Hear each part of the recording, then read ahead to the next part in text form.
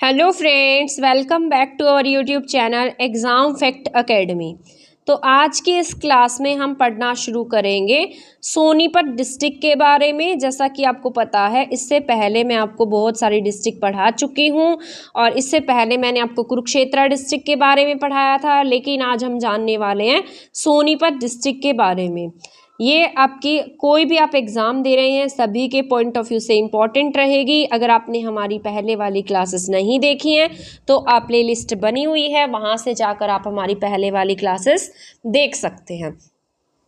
तो चाहे आप कोई भी एग्ज़ाम दे रहे हैं, चाहे आप पीजीटी का एग्ज़ाम दें, एचएसएससी का, एचसीएस का, ग्रुप डी का, एचटेट का, अपकमिंग एचटेट के लिए क्लास बहुत ही हेल्पफुल रहने वाली है, तो आप इसको ध्यान से देखिएगा। अगर आपने पहले वाली क्लासेस नहीं देखी है तो प्लेलिस्ट बनी हुई है, वहाँ से जाकर भी आप हमारी क्लासेस देख सकते हैं। अब हम स्टार्ट कर देते हैं आज की क्लास को। ये बहुत ज़्यादा लेंथी भी नहीं रहेगी और इसमें आपका जो इम्पॉर्टेंट पॉइंट्स हैं वो सभी कवर हो जाएंगे, जो कभी ना कभी किसी न किसी एग्जाम में पूछे गए हैं। तो इस तरीके से पहले मैं बता देती हूँ कि आज हम क्या क्या पढ़ने वाले हैं। तो ऐसे सोनीपत का इतिहास जानेंगे, यहाँ के पर्यटन स्थल जानेंगे, फेमस पर्सनैलिटीज़ के बारे में पढ़ेंगे, क्योंकि इन्हीं में से क्वेश्चंस आते हैं। यहाँ के मंदिर और जिस तरीके से यहाँ क्या क्या एजुकेशनल इंस्टीट्यूट्स हैं उन सब के बारे में जानने वाले हैं। बहुत ज़्यादा लेंथी तो नहीं रहेगी क्लास आपकी, बट इसमें आपके बहुत इंपॉर्टेंट पॉइंट जो है वो सारे के सारे कवर हो जाएंगे। अब सबसे पहले हम जानेंगे कि सोनीपत की स्थिति क्या है, कि कहाँ पर सोनीपत, हरियाणा में सोनीपत कहाँ पर अवस्थित है। हरियाणा के मध्य पूर्व में स्थित है। इसके उत्तर में क्या लगता है, पानीपत लगता है। तो सोनीपत, पहली बात तो पानीपत के साथ में सीमा साझा करता है, ठीक है, पानीपत बोलते हैं हम, पानीपत सोनीपत।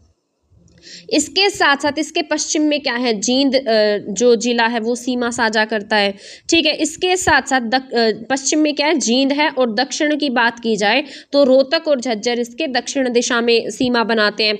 पूर्व में यूपी के साथ में सीमा बनाता है। इस तरीके से यहाँ इसके यूपी सीमा बनाता है और ये दिल्ली के साथ में भी अपनी सीमा साझा करता है। तो ये बातें आपको याद रख लेनी है। मध्य पूर्व में स्थित है हरियाणा के। इसके उत्तर में क्या है, पानीपत जिला है, पश्चिम में जींद जिला है, दक्षिण में झज्जर और रोहतक है, पूर्व में यूपी है और साथ साथ ये दिल्ली के साथ में भी अपनी सीमा साझा कर रहा है। तो इसीलिए आपका सोनीपत जरूरी है। इसके अब हम एरिया की बात करते हैं। तो इसका एरिया बहुत अच्छा खासा एरिया देख रहे हैं आप। इससे पहले मैंने आपको कुरुक्षेत्र जो डिस्ट्रिक्ट पढ़ाई थी, तब मैंने आपको बताया था कि कुरुक्षेत्र का जो एरिया है वो 1500 के आसपास है। उससे पहले मैंने आपको महेंद्रगढ़ पढ़ाया था, तो मैंने बताया था उसका एरिया 1899 वर्ग किलोमीटर स्क्वायर है, लेकिन इसका एरिया इन दोनों से ज़्यादा है। तो इसके एरिया की अगर हम बात कर लेते हैं तो 2122 वर्ग किलोमीटर इसका एरिया है, ठीक है। तो सोनीपत का एरिया बहुत सही है, 2000 प्लस है, तो 2122 हम ऐसे याद रखेंगे। 21 और 22 क्या है, सोनीपत का एरिया है। कितना है, 2122 है। तो 2122 क्या है, सोनीपत का एरिया कितना है, 2122 है। अब हम इसकी स्थापना की बात कर लेते हैं। तो इसकी जो स्थापना है, जैसे आपके हरियाणा के 7 जिले जब अस्तित्व में आए थे 1 नवंबर 1966 को, ठीक है, जब हमारा हरियाणा अस्तित्व में आया था, उसके बाद जो पहला ये जो जिला बना था, इन 7 जिलों के बाद में इन जो पहले 2 जिले अस्तित्व में आए थे 1972 में, उसमें से आपका एक सोनीपत था और एक आपका भिवानी था, ठीक है। तो सोनीपत और भिवानी आपके जरूरी थे। तो इनकी स्थापना 22 दिसंबर 1972 को होती है। तो 22 दिसंबर 1972 को क्या बनता है आपका, सोनीपत जिला और इसके साथ साथ भिवानी। तो भिवानी का भी यही है और सोनीपत का भी यही है। तो 22 दिसंबर 1972 को आपका सोनीपत और भिवानी जिले अस्तित्व में आते हैं। इसको अब याद कैसे रखेंगे आप, इसको याद रखने का तरीका बता रही हूँ। 22 दिसंबर को दक्षिणी गोलार्ध का सबसे बड़ा दिन होता है।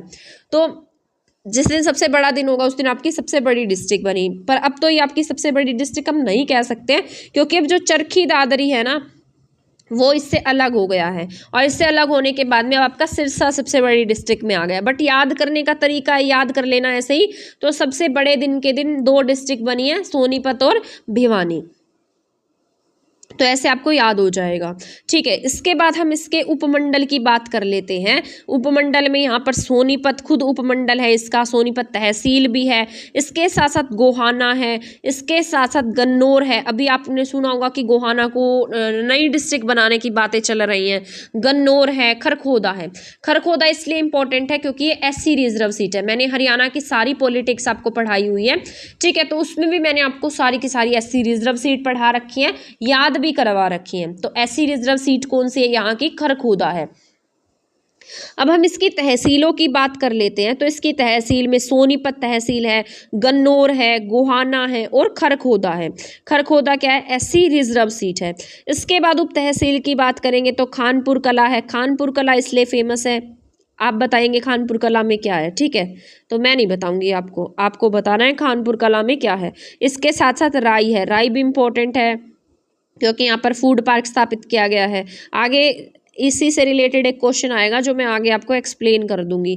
ठीक है, इसके बाद इसकी जनसंख्या भी अच्छी खासी जनसंख्या है। यहाँ पर अच्छे खासे लोग रहते हैं क्योंकि इससे पहले वाली वीडियोस में हम पढ़ रहे थे 9 लाख प्लस, 10 लाख प्लस, लेकिन यहाँ पर आप देखिए यहाँ पर जो जनसंख्या है वो 14 लाख के आसपास है। 14 लाख प्लस यहाँ की जनसंख्या है। तो इसका मतलब यहाँ पर अच्छे खासे लोग रहते हैं। यहाँ का एरिया भी मैंने बताया, तो 21-22 वर्ग किलोमीटर यहाँ का एरिया है।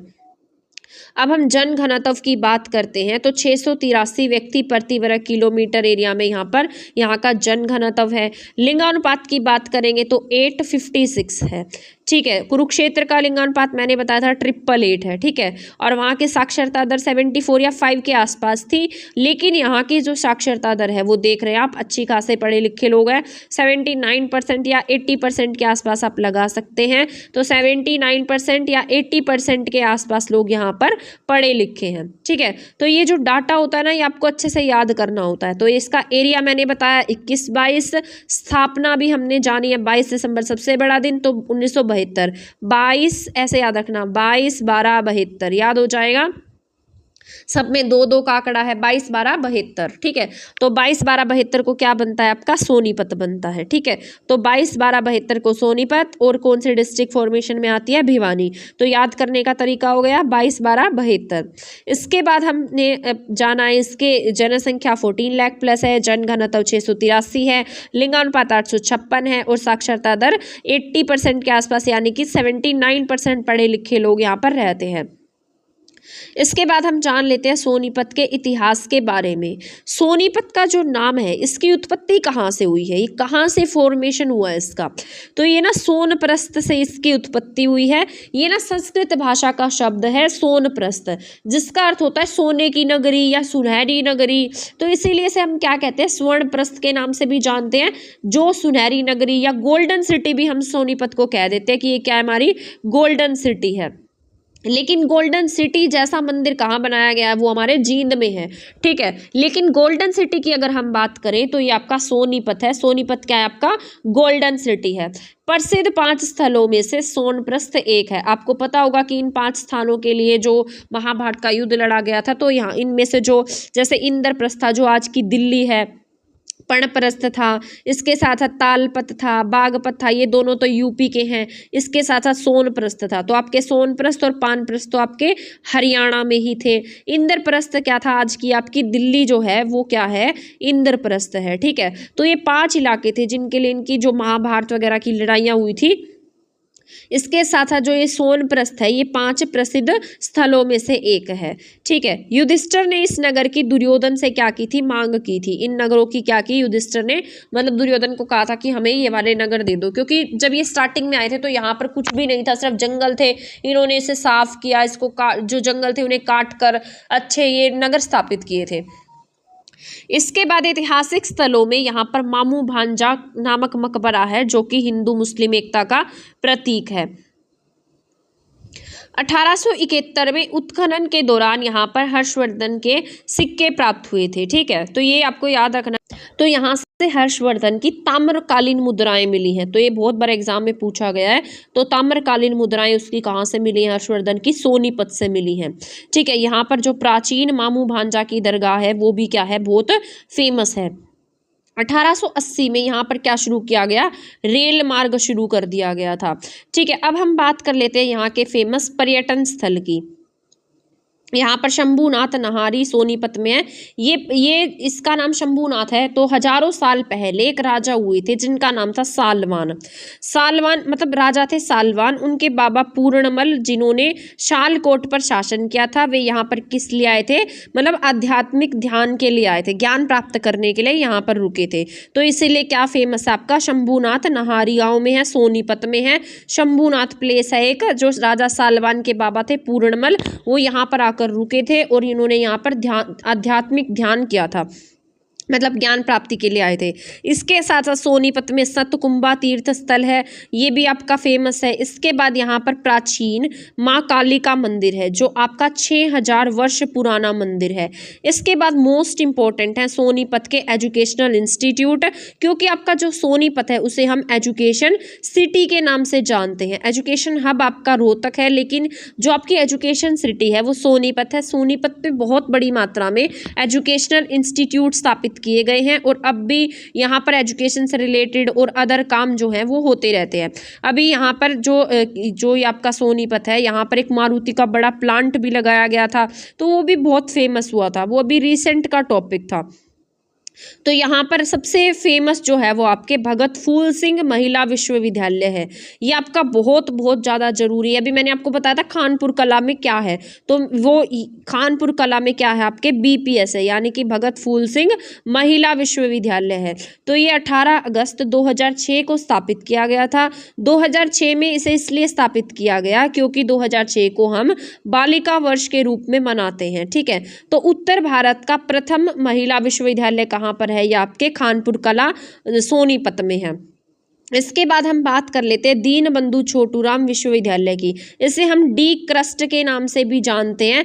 ये आपका कहाँ पर है, मूर्थल सोनीपत में है। दीनबंधु छोटूराम जी जो थे ये सांपला से बिलोंग करते थे, सांपला रोहतक के में इनका जन्म हुआ था, लेकिन इनके नाम की यूनिवर्सिटी कहाँ पर है, ये आपके मूर्थल सोनीपत में है, इसलिए ये थोड़े अपोजिट है, तो आपको याद रखने हैं। इसके बाद OP जिंदल ग्लोबल यूनिवर्सिटी। अब ये जो जिंदल का नाम सुन के ना जिसने नहीं पढ़ा होगा वो सीधा हिसार टिक कर देगा, लेकिन इनके नाम की जो यूनिवर्सिटी है ग्लोबल यूनिवर्सिटी, ये कहाँ पर है, सोनीपत में स्थापित की गई है। इसके बाद मोतीलाल नेहरू विश्वविद्यालय। मोतीलाल नेहरू विश्वविद्यालय ये पहले ना स्कूल हुआ करता था, तो पहला स्पोर्ट्स स्कूल था ये आपका। ये कहाँ पर था, राई सोनीपत में था, लेकिन अब सरकार ने घोषणा की और इस स्कूल से क्या बना दिया गया, बड़े लेवल की यूनिवर्सिटी बना दिया गया। तो आपके हरियाणा की पहली स्पोर्ट्स यूनिवर्सिटी अगर आपसे पूछी जाए तो ये कहाँ पर आपके राई में है। राई कहाँ पर आपके सोनीपत में है।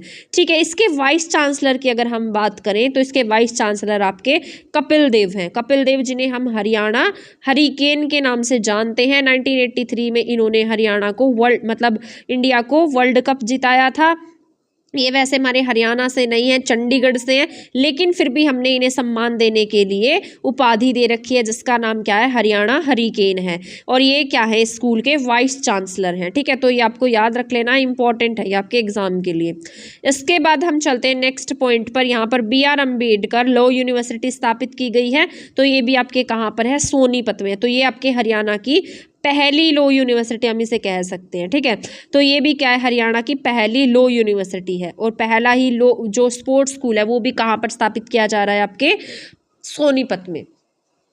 इसके बाद हम चलते हैं नेक्स्ट पॉइंट पर, फेमस पर्सनालिटीज़ पर। फेमस पर्सनालिटीज़ का जो टॉपिक होता है, ये जो ये फेमस पर्सनालिटीज़ होती हैं, इनमें से भी कभी बहुत बार एग्जाम में क्वेश्चन पूछे जाते हैं, तो इनको पढ़ना भी हमारा उतना ही जरूरी होता है।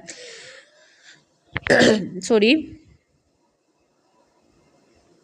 जैसे यहाँ पर मैंने लिखा है दीपचंद बैमन। दीपचंद बैमन जो है ये हरियाणा के कालिदास कहे जाते हैं।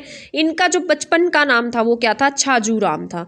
तो दीपचंद बैमन क्या है, हरियाणा के कालिदास है। इन्हें क्या कहा जाता है, ये पहले इनके बचपन का नाम क्या था, तो इनके बचपन का नाम जो था वो छाजूराम था। हरियाणा के कालिदास कहे जाते हैं दीपचंद बैमन। इसके बाद है मांगेराम। मांगेराम जो है ये हरियाणा के शिरोमणि कवि के नाम से जाने जाते हैं और ये क्या थे, पंडित लक्ष्मीचंद के चेले भी थे। ठीक है, तो मांगेराम क्या है, हरियाणा के शिरोमणि है। संत शिरोमणि कौन है, मांगेराम है।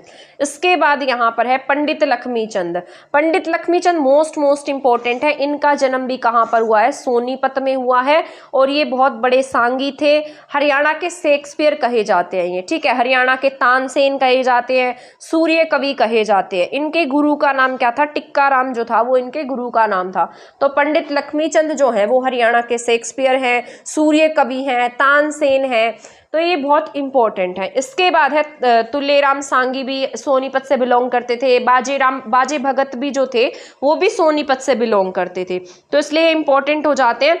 तुलेराम सांगी, बाजे भगत ये सभी सोनीपत के रहने वाले थे। इसके बाद ये दो बहनें हैं जो ये बहुत इंपॉर्टेंट हैं। एक का नाम है मीमांसा मलिक और एक का नाम है मेघना मलिक। मीमांसा मलिक जो है वो जी टीवी की एंकर हैं और इसके साथ साथ जो मेघना मलिक हैं वो टीवी एक्टर हैं। तो ये इंपॉर्टेंट है, ये सोनीपत की रहने वाले हैं। इसके बाद है कर्नल होशियार सिंह। ये आपके मतलब मेजर होशियार सिंह भी हम इनके नाम से जानते हैं। तो ये भी आपके सोनीपत से बिलोंग करते थे। तो ये सारे के सारे इंपॉर्टेंट है। ठीक है, ये फेमस पर्सनालिटीज थी जो सोनीपत से बिलोंग करती हैं। इसके बाद है दीपा मलिक। दीपा मलिक भी आपकी बहुत इंपॉर्टेंट है। भैंसवाल गांव सोनीपत में इनका जन्म हुआ था और ये पैरा एथलीट है और भारतीय पैरा ओलंपिक में मेडल लेकर आई थी और भारतीय पैरा ओलंपिक टीम की अध्यक्ष भी हैं। इसके साथ साथ हरियाणा चुनाव आयोग की ब्रांड एम्बेसडर बनाई गई थी ये। इसके बाद है मूलचंद जैन। इन्हें हरियाणा के गांधी के नाम से जाना जाता है। ना जाने कितनी बार ये क्वेश्चन एग्जाम में आया है और अब भी जो आपके सीईटी का एग्जाम था उसमें भी ये क्वेश्चन आया हुआ था। तो मूलचंद जैन क्या है, हरियाणा के गांधी हैं। ये गोहाना सोनीपत से बिलोंग करते थे। ठीक है, इसके बाद नेक्स्ट पॉइंट है सोनीपत के मंदिर। ये भी इंपॉर्टेंट है, इनके बारे में भी हम पढ़ लेते हैं। तो सोनीपत के जो मंदिर है उनमें जो मोस्ट इंपॉर्टेंट मंदिर है आपका घपटेश्वर मंदिर। घंटेश्वर मंदिर नहीं है ये, घंटेश्वर मंदिर जो है वो आपका यहाँ पर नहीं है। ठीक है, वो आपका मतलब अलग डिस्ट्रिक्ट में है, रेवाड़ी में है, लेकिन घपटेश्वर जो है वो आपका सोनीपत में है। यहाँ पर घपटेश्वर मंदिर में क्या लगता है, शिवरात्रि का मेला लगता है। तो घपटेश्वर मंदिर आपका इसीलिए फेमस है। इसके बाद हम कुछ इंपॉर्टेंट फैक्ट जान लेते हैं, इंपॉर्टेंट पॉइंट जान लेते हैं जो सोनीपत से रिलेटेड है। तो सोनीपत को हम क्या कहेंगे, गोल्डन सिटी के नाम से जानते हैं या सोने का शहर के नाम से जानते हैं। सोनीपत का जो नाम है वो स्वर्ण कुमार के नाम पर रखा गया था। यहाँ पर ना आपको सूरजमुखी, खुम्बी, मशरूम, इन सब चीज़ों की ये इन सब चीज़ों में क्या है, फर्स्ट स्थान पर है। ठीक है, तो सूरजमुखी में, खुम्बी के उत्पादन में, मशरूम के उत्पादन में नंबर 1 क्या है, सोनीपत है। सोनीपत में ताम्रकालीन हर्ष की जो मुद्राएं हैं वो प्राप्त हुई थी। तो ताम्र मुद्राएं हर्षकालीन कहाँ से प्राप्त हुई हैं, ये आपके सोनीपत से प्राप्त हुई हैं। इसके बाद है सरसैया पर लेटे हुए विष्णु की मूर्ति जो है वो कहाँ से मिली आपको, सोनीपत के फिजिलपुर से मिली है।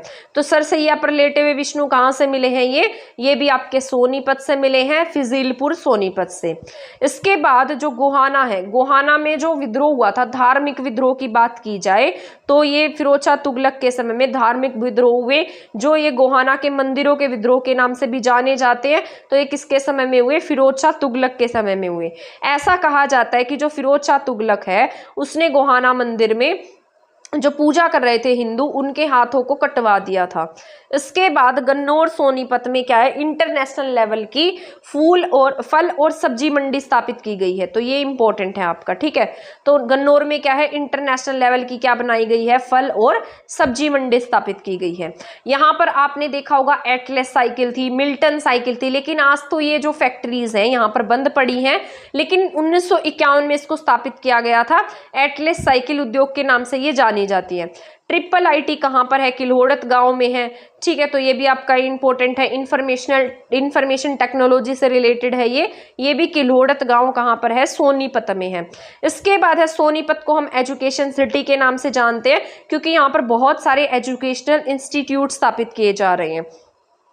इसके साथ साथ यहाँ पर भारी हरियाणा में क्या है, भारी वाहन चालक प्रशिक्षण संस्थान बनाया गया है? सोनीपत के मूर्थल में स्थित है। तो हरियाणा भारी वाहन चालक प्रशिक्षण संस्थान कहाँ पर है? सोनीपत के मूर्थल में है। पीर जमाल की मजार की बात की जाए तो सोनीपत के गोहाना में है। गोहाना की ना जलेबी बहुत ज्यादा फेमस है। तो जैसे जमाल और जैसे ही जलेबी, तो जमाल जलेबी कहाँ की फेमस है? गोहाना की। तो पीर जमाल की मजार की बात की जाए तो ये कहाँ पर है? सोनीपत के गोहाना में है। सोनीपत में खिज्र खान का मकबरा है और ये कौन सी शैली में बनाया गया है? पठान शैली में बनाया गया है। मामू भांजा की दरगाह भी कहाँ पर है? आपके सोनीपत में है। ठीक है, यहाँ पर आपको मंदिर भी देखने को मिलेगा, इसी के पास में मंदिर भी है, इसलिए इसे हम किस नाम से जानते हैं? ये क्या है? हिंदू मुस्लिम एकता का प्रतीक है। तो ये सारा का सारा डाटा जो है वो आपका इंपॉर्टेंट है। तो ये सोनीपत से रिलेटेड कुछ इंपॉर्टेंट पॉइंट थे जो मैंने आपको इस क्लास में कवर करा दिए हैं। ठीक है, तो ये आपकी बहुत ज़्यादा लेंथी क्लास भी नहीं रही है और इसमें सारे के सारे इंपॉर्टेंट पॉइंट मैंने आपको क्लियर करा दिए हैं। ये चाहे आप कोई भी एग्जाम देंगे सभी में पूछा जाएगा। अगर आप मुझसे मेरे चैनल पर जुड़ना चाहते हैं तो आप जीके विद मी चैनल को सब्सक्राइब कर सकते हैं। वहां पर आपको एचटेट से रिलेटेड क्लासेस भी देखने को आने वाले टाइम में मिलने वाली है, अगर आप एचटेट की तैयारी कर रहे हैं तो। ठीक है, तो ये सोनीपत जो डिस्ट्रिक्ट है वो हमारी कंप्लीट हो गई है। इसके बाद हम पढ़ेंगे नेक्स्ट डिस्ट्रिक्ट के बारे में। तब तक आप हमारे चैनल के साथ बने रहिएगा। नेक्स्ट डिस्ट्रिक्ट जो रहेगी वो आपकी रेवाड़ी जिले के बारे में रहेगी या फिर भिवानी जिले के बारे में रहने वाली है। तो ऐसे करके ना आपको सारी ही डिस्ट्रिक्ट में आपको कराने वाली हूँ।